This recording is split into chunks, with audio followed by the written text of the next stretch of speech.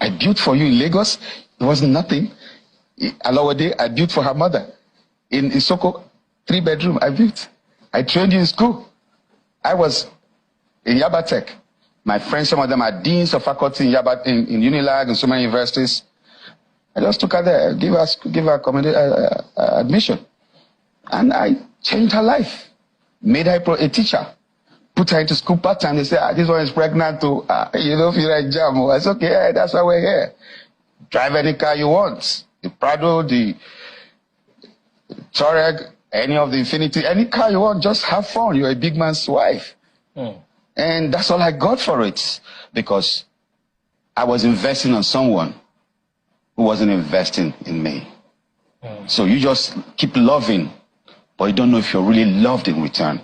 So making money at a young age. I started buying and selling at a young age, yes.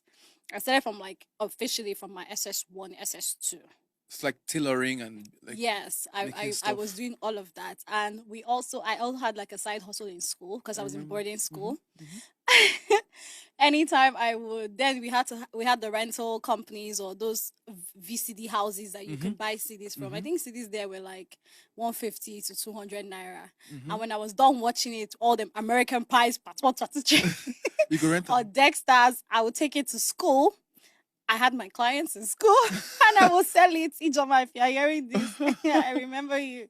That was like my major client. She will buy everything off me at a discounted price, obviously.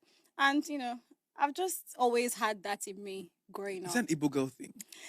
I think it's an Igbo woman thing. Yeah. Like being born in an Igbo setting and your mom it's entrepreneur as well.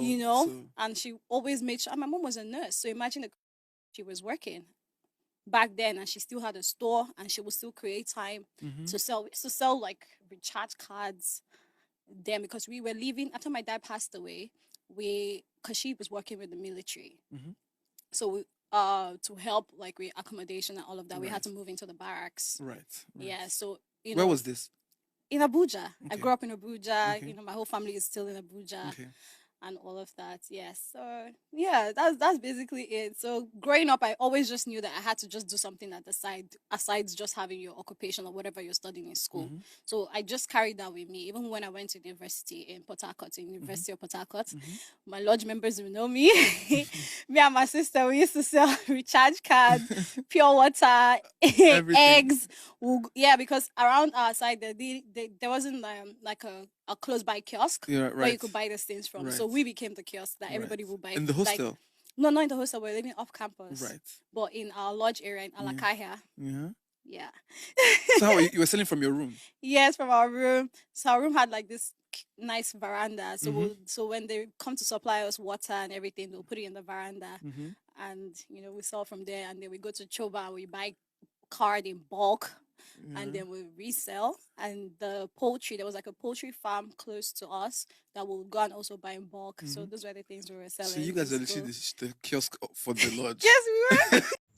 Nigerian actor Emeka Ike said he has been depressed over his marital issues for a very long time.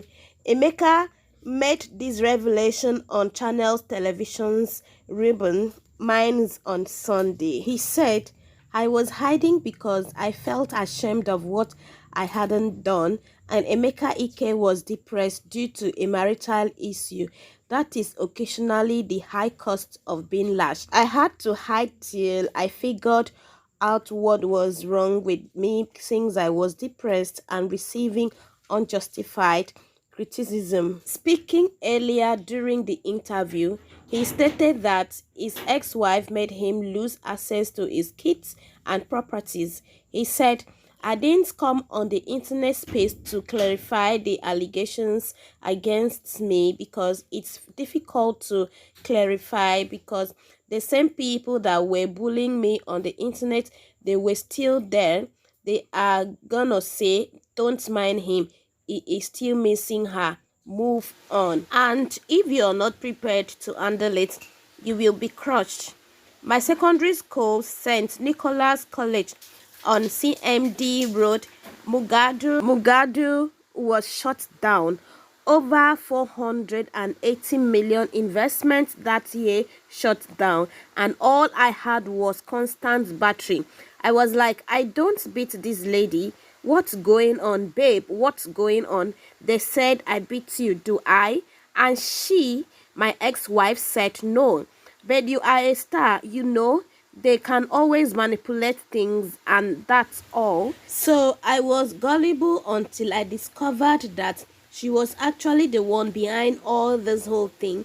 Some ladies are too desperate for marriage legally, and she actually told me one time that I am not the marriage type, and I didn't understand it. So the young men need to know that there are plenty ladies that are not the marriage type lately.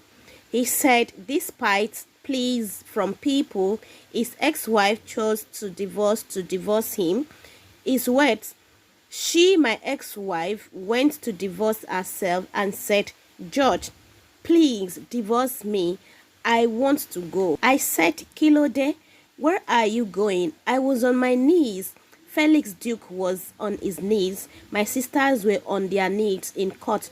Even the people that came with my ex-wife to court were on their knees.